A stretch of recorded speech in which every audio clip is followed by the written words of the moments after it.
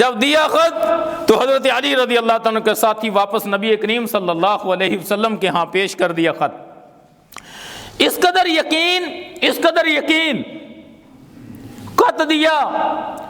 اب متزلزل نہیں ہوئے، ذرا برابر بھی ان کے اندر جنبش نہیں پاؤں میں پیدا ہوئی کہ ہو سکتا ہے یہ عورت ذات ہے، یہ سچی ہو سکتا ہے نعوذ باللہ نبی علیہ الصلوۃ والسلام کو شبہ پڑ گیا ہو، کسی نے خبر دے دی ہو. ایسا نہیں.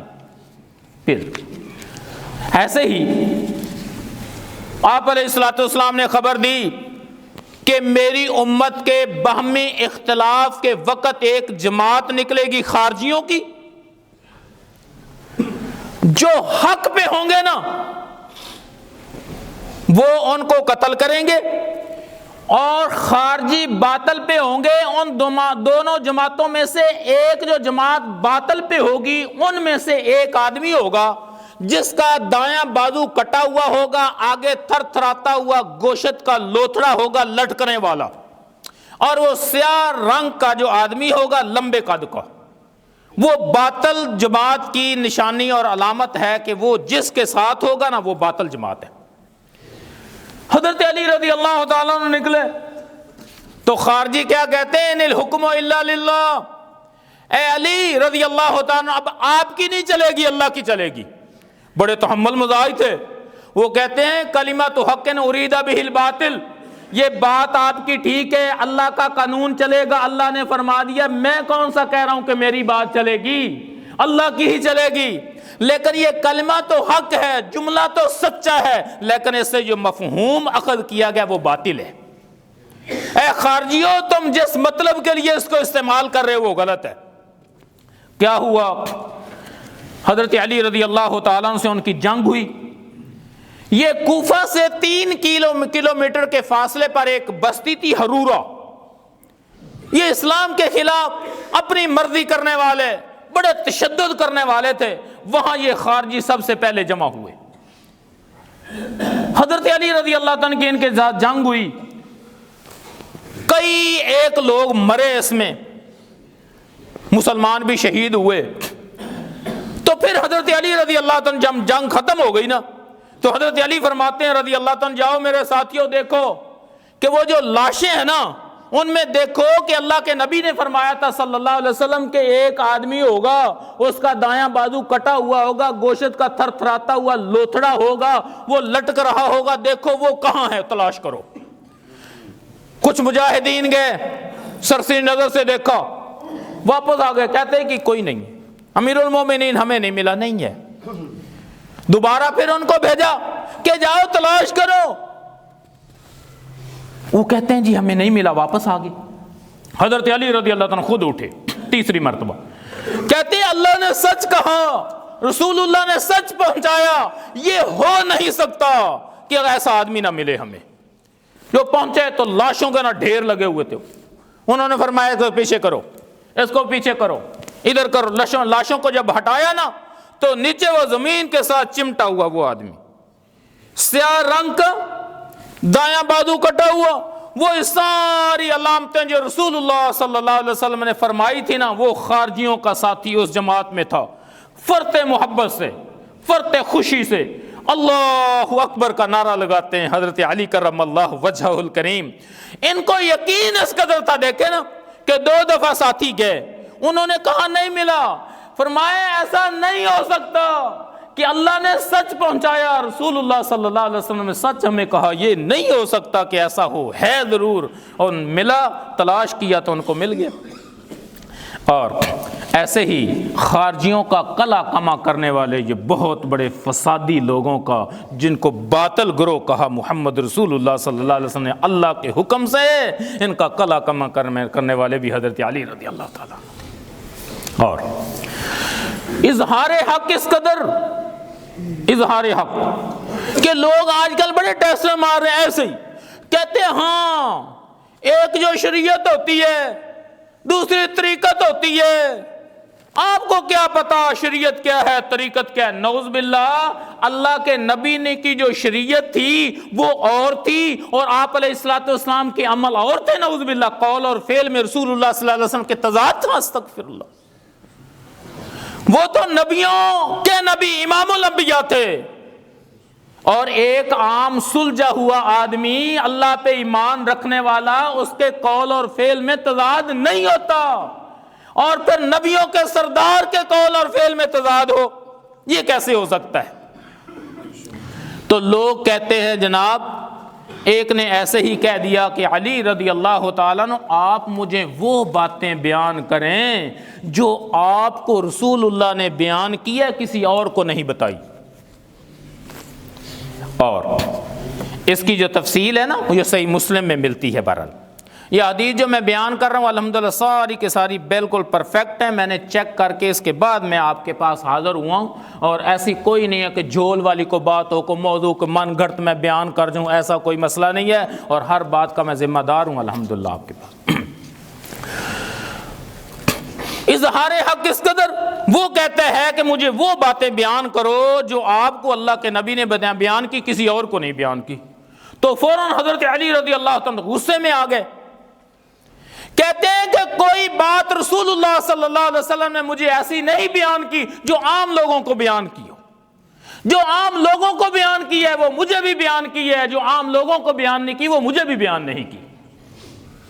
ہاں کوئی بڑا عالم ہوتے، کوئی چھوٹا عالم ہوتے، کہنے لگے کہ یہ میرا مصحف قرآن پاک یہ دیوار کے ساتھ کھونٹی کے ساتھ لٹک رہا ہے نا، اس کے اندر ہے، کسی آیت کی کوئی زیادہ توجیہ کرتا ہے، تفسیر کرتا ہے، جیسے کوئی بڑا عالم کوئی چھوٹا عالم، یہ تو ہو سکتا ہے، لیکن یہ بالکل نہیں ہے کہ مجھے رسول اللہ صلی اللہ علیہ وسلم نے کچھ باتیں بیان کی ہو اور کسی اور کو بیان نہ کی ہوں۔ کچھ لوگوں کا نظریہ جناب یہ سینہ بسینہ علم آ رہا ہے، سینہ بسینہ علم آ رہا ہے، یہ کوئی کچھ نہیں ہے، یہ الزام ہے، یہ جھوٹ ہے۔ محمد رسول اللہ پہ بھی الزام، صلی اللہ علیہ وسلم، حضرت علی رضی اللہ تعالیٰ پہ الزام ہے، اور جو بھی اس کے بارے میں کچھ تگ و دو کرتا ہے سب کے سب الزامی لوگ ہیں، اور یہ بہت واضح لوگ تھے، ان کے اندر اور باہر ایک ہی تھا، نبی علیہ السلام کے قول اور فعل ایک تھا، حضرت علی رضی اللہ عنہ کا قول اور فعل ایک تھا، سب کا ہی قول اور فعل ایک تھا۔ حیا اس قدر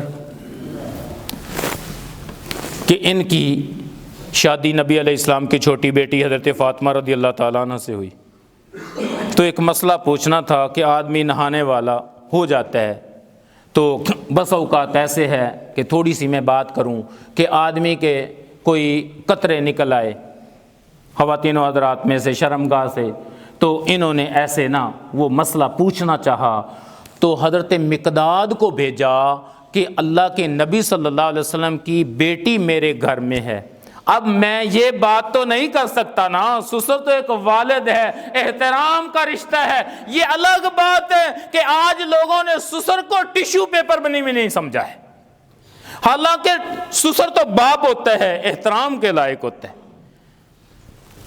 لیکن لوگ اتنے ذلیل کرتے ہیں، اللہ معاف فرمائے، میں نے اپنی آنکھوں سے دیکھا ایسے بہروپیے پروپیگنڈا کرنے والے دغا باز، وہ فراڈیے ہوں گے دماد۔ اب ایک باپ کوئی بات کرتا ہے وہ برداشت نہیں کرتا، سسر کرتا ہے وہ برداشت نہیں کرتا، تو لہذا یہ نہ تو شریعت ہے، نہ طریقت ہے، نہ نیکی ہے، نہ احترام ہے، یہ پروپیگنڈا ہی ہے۔ خدا را اپنے والدین کا احترام کریں، ساس سسر کا احترام کریں، اور اس میں ہی عزت ہے اللہ نے رکھی۔ نبی علیہ الصلوۃ والسلام کے سسر حضرت ابوبکر صدیق رضی اللہ تعالیٰ، حضرت عمر فاروق رضی اللہ تعالیٰ، دماد حضرت علی ہے رضی اللہ تعالیٰ۔ دیکھو نا، دماد کا جو رشتہ ہوتا ہے ایک بیٹے کا رشتہ ہوتا ہے، اور سسر کا جو رشتہ ہوتا ہے وہ باپ کا رشتہ ہوتا ہے۔ یار باپ اور بیٹا نہیں مل سکتے کب۔ اللہ اکبر۔ کیا ہوا؟ حضرت مقداد رضی اللہ تعالیٰ نے مسئلہ پوچھ کر نبی علیہ الصلوۃ والسلام سے ان کو بتایا، اور پھر عاجزی اس قدر، ان کے بیٹے ہیں محمد بن حنفیہ، کہتے ہیں کہ حضرت ابوبکر صدیق عمر فاروق رضی اللہ تعالیٰ عنہ کے بعد پھر امت میں آپ افضل ہے نا، تو فرماتے ہیں کہ ما انا الا رجل من المسلمین، میں تو مسلمانوں میں سے ایک عام آدمی ہوں۔ صلح حدیبیہ کا موقع تھا، کفار سے صلح ہو رہی تھی، حضرت علی رضی اللہ تعالیٰ عنہ تھے، اور ادھر سے کفار کی طرف سے لکھا گیا کہ میں محمد ابن عبداللہ لکھو بھئی، محمد رسول اللہ مٹا دو۔ حضرت علی رضی اللہ تعالیٰ فرماتے ہیں اللہ کے نبی صلی اللہ علیہ وسلم، یہ میرے ہاتھ میں، میرے دل و دماغ میں، میرے جان، میرے جسم میں یہ طاقت نہیں کہ رسول اللہ کے لفظ کو میں مٹا دوں۔ اللہ اکبر. اتباع رسول اس قدر کہ حضرت عمران بن حسین کہتے ہیں کہ حضرت علی رضی اللہ تعالیٰ نے نماز پڑھائی. جب نماز پڑھا کر فارغ ہوئے نا تو حضرت عمران بن حسین کہتے ہیں میں نے کہا حضرت علی رضی اللہ تعالیٰ آپ نے محمد رسول اللہ والی نماز پڑھائی ہے صلی اللہ علیہ وسلم. اب دیکھیں آپ غور کریں قرآن و سنت میں سب کچھ موجود ہے، لیکن حضرت علی رضی اللہ تعالیٰ سے کھوکھلا دعویٰ کرنا کہ کچھ لوگوں کا یہ ہے، اللہ ہم سب مسلمانوں کو ہدایت دے اور قرآن و سنت پہ چلنے کی توفیق دے، کہ بھئی اذان میں بھی فرق ہو، کلمے میں بھی فرق ہو، وضو میں بھی فرق ہو، نماز میں بھی فرق ہو، سب چیزیں ڈیفرنٹ ہوں. یہ کیسے ہو سکتا ہے قرآن و سنت سے؟ تو لہذا محبت ہے تو قول اور عمل سے ہونی چاہیے، کیونکہ اللہ کے نبی صلی اللہ علیہ وسلم فرماتے ہیں من احب سنتی فقد احبنی من احبنی کان معی فی الجنہ. جس نے میرے طریقے میری سنت سے محبت کی اس کو یقیناً مجھ محمد رسول اللہ سے محبت ہے، اور جس کو مجھ سے محبت ہے کان معی فی الجنہ کل جنت میں میرے ساتھ ہوگا، پھر بے یاروگار مدد اس کو نہیں چھوڑا جائے گا. اور پھر ایسے ہی آخری بس دو باتیں کر کے اپنی خلافت میں نا ابو الحیاج اسدی کو بلایا. کہتے ہیں ابو الحیاج اسدی، یہ صحیح مسلم میں ہے کہ میں آپ کو اس کام کے لیے بھیجتا ہوں جس کام کے لیے مجھ کو رسول اللہ صلی اللہ علیہ وسلم نے بھیجا تھا، کہ آپ نے جو ابری ہوئی قبریں ہیں نا جو بالشت سے زیادہ ہیں ان کو پست کر دو، برابر کر دو، اور کوئی مجسمہ کوئی بت جہاں کوئی نصب ہے نا اس کو مسخ کر دو، ختم کر دو. حضرت علی رضی اللہ تعالیٰ نے ساری عمر یہ کام کیا ہے، اونچی قبروں کو ایک بالشت سے زیادہ اونچا نہیں رہنے دیا ہے، اور پھر کوئی مجسمہ نظر آتا تھا تو ادھر نہیں رہ سکتا تھا. ابو الحیاج اسدی بھی یہ کام کرتے رہے. آج ہم دیکھتے ہیں اللہ ہمیں وہ ایمان وہ یقین عطا فرمائے جو ایمان ہمیں رسول اللہ نے دیا ہے، وہ یقین جو ہمیں رسول اللہ نے دیا ہے صلی اللہ علیہ وسلم. آج حضرت علی کرم اللہ وجہہ الکریم کا کھوکھلا دعویٰ کرنے والے، کھوکھلے دعوے کرنے والے